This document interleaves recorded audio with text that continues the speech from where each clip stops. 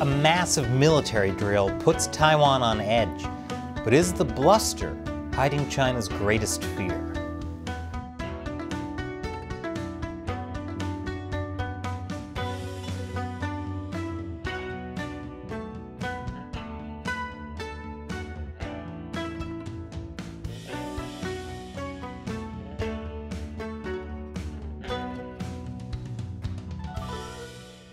Welcome to China Uncensored, I'm Chris Chappell. China says it's now ready to fight after military drills near Taiwan. But is the U.S.? There's a very real possibility the Chinese Communist Party will attempt an invasion of Taiwan.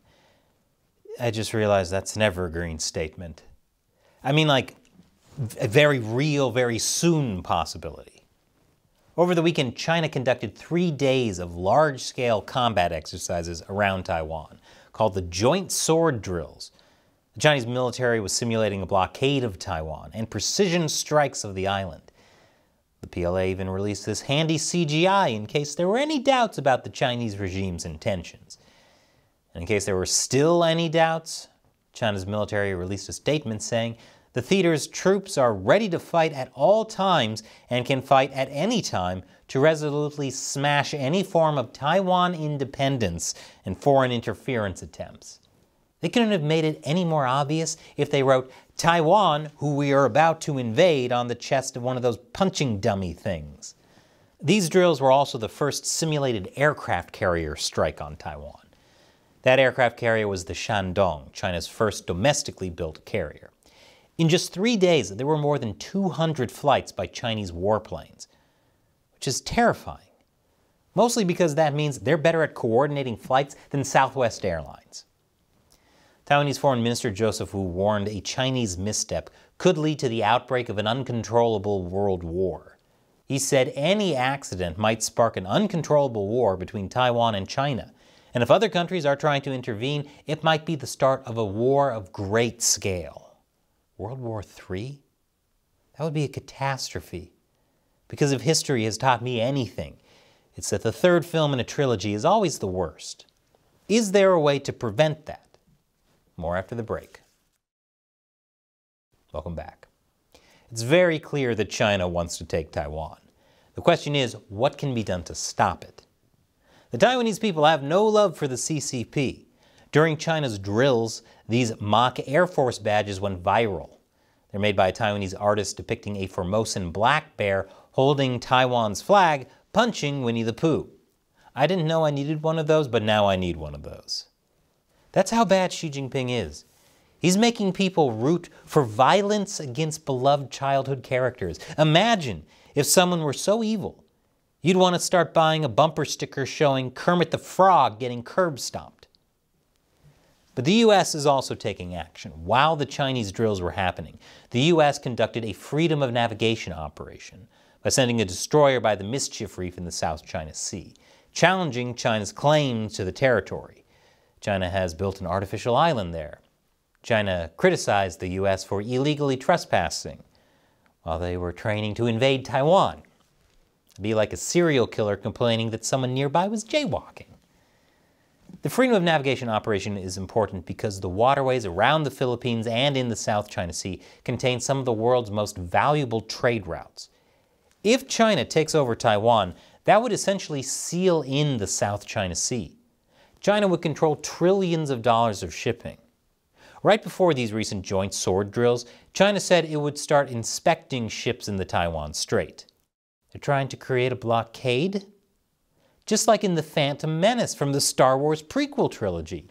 A trilogy so bad, it might even be worse than World War I through III. But the U.S. and the Philippines are now beginning their largest ever joint military drills, involving more than 17,000 troops, including 12,000 from the U.S. Officially, the U.S. and the Philippines say these drills weren't a response to China's drills. They were planned in advance. But that's like saying buying a bunch of fireworks in late June was planned in advance and not a response to July 4th. You knew it was coming, so you're stocking up on explosives. The U.S. is increasing its military presence in the region, and that is in response to China's increasing threats.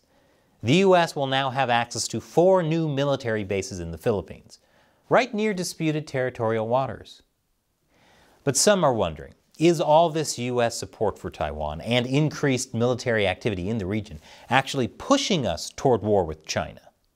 The BBC says the U.S.-Philippine drills could incur China's wrath. But to be fair, everything incurs China's wrath. Even Winnie the Pooh. If that silly old bear is pissing you off, you don't need an army.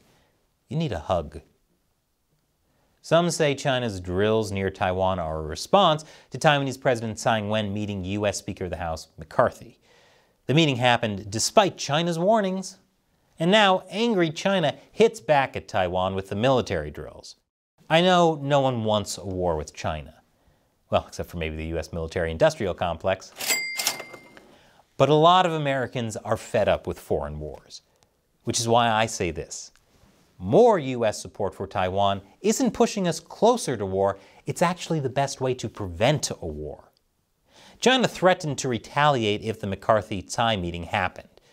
But other than some toothless sanctions, China didn't retaliate. China's basically that bully who says, I dare you to cross this line.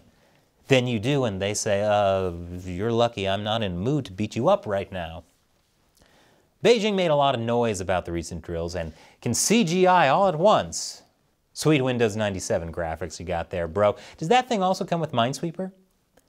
But the Communist Party is getting spooked by increased U.S. support for Taiwan and growing distrust of China. A year ago, China held military drills near Taiwan after then-Speaker of the House Nancy Pelosi visited Taiwan. The media, of course, talked about how furious China was. Gotta think of the feelings of the Chinese people, right? Which is a dumb excuse, of course, because if you're in the Communist Party long enough, you no longer have feelings. But here's the thing. These latest drills were actually a step back from the one after Pelosi's trip. After Pelosi's trip, the live-fire exercises disrupted flights and shipping in one of the busiest shipping lanes for global trade. This time, shipping and maritime traffic have largely continued as normal. If this trend continues, their next wrath incurred might just be them throwing a big rock into the ocean. Yeah, that'll show you not to defy us. The Communist Party is trying to paint this picture that their fury is growing, that they're escalating things in response to U.S. support for Taiwan. But the opposite is true. The more U.S. support there is for Taiwan, the better. The CCP does not want to risk a war with the U.S. Even they know the third in a trilogy is always the worst. Which is why the CCP is waging this propaganda campaign, to make Americans think it's better to just abandon Taiwan to avoid war. But the truth is, abandoning Taiwan will ensure a Chinese invasion. Supporting Taiwan now is the best way to prevent an invasion. Standing up to a bully makes them back down. It's Elementary School 101. In a recent episode of our China Unscripted podcast, we spoke to Colonel Grant Newsham, a former Marine intelligence officer. And he said if China can get the U.S. to hesitate for just 3 days to do something after an invasion of Taiwan, China will conquer the island. Authoritarian regimes don't want peace. They want to conquer. That's why U.S. support for Taiwan now is so important, because after a Chinese invasion begins, it could be too late. And this show would not exist without support from viewers like you. YouTube frequently demonetizes, suppresses, and secretly unsubscribes people from this channel. If you want to support this show, consider buying one of these amazing West Taiwan travel posters from our merch store over at ChinaUncensored.tv/merchandise. Or you can join the China Uncensored 50-cent army by contributing to the show on Patreon. You'll get a bunch of cool perks, including the ability to ask me questions I'll answer on the show. And today's question comes from Peter Parker. Hi, Taiwanese here. Just joined the 50-cent army. Thank you for telling the world why Taiwan is important and supporting us. Question: what can average Taiwanese citizens do to help stop the possible CCP invasion? I hope to contribute to peace even just by a little bit. That's an excellent question. I think one of the biggest things you can do is keep an eye out for communist subversion in Taiwan. The CCP would much rather Taiwan surrender without a fight. So they try to make economic inroads or influence elections, use psychological warfare in an attempt to get Taiwanese people to think they'd be better off just joining up with China. If you meet people who think that way, especially if there are politicians pushing a pro-CCP stance, talk to them. Help them understand what's at risk. One of Taiwan's greatest strengths is its soft power. When China tried to put economic pressure on Taiwan by boycotting Taiwanese fruit, it backfired big time. Other countries stepped in and actually increased sales. Be part of that. Show countries around the world how wonderful Taiwan is and what it has to offer. The entire modern technological world depends on semiconductors made only in Taiwan. The more countries around the world see how important Taiwan is, the more they'll be willing to stand up for Taiwan in the face of Chinese communist aggression. Try to become less dependent on Chinese goods. Even though China is threatening to invade, China is still Taiwan's largest trading partner. That's insane. Seek alternatives. Encourage others to do the same.